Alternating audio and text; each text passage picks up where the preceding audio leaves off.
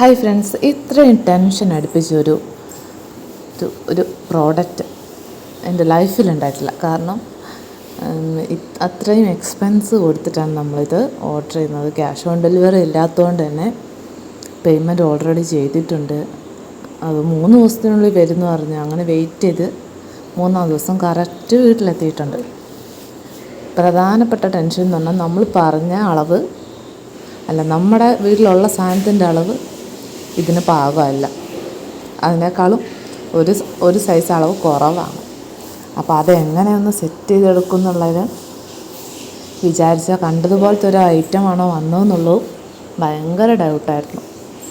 നമ്മൾ സെറ്റ് 10-27,000 രൂപ കൊടുത്തിട്ടാണ് ഒരു സെറ്റ് വാങ്ങിയത്. ആ സെറ്റിക്ക് ഒരു കവറാണ് നമ്മൾ ഫ്ലിപ്കാർട്ടിൽ നിന്നാണ് ഇത് ഓർഡർ ചെയ്തത്. സംഭവം നല്ല ലുക്കുണ്ട്, അതൊക്കെ ഇഷ്ടപ്പെട്ടു. പക്ഷേ നമ്മുടെ ടെൻഷൻ എന്നാലും അവിടെ കിടക്കുകയാണ്. ഇത് നമ്മുടെ സെറ്റിക്കൊന്ന് പാകമാകണം, അല്ലെങ്കിൽ ആ എലാസ്റ്റിക് കട്ട് ചെയ്ത് വലിക്കുക. അപ്പോൾ ആ ബബിൾസൊക്കെ നമുക്ക് മിസ്സാവും. സെയിം കളറൊന്നും കിട്ടിയില്ല.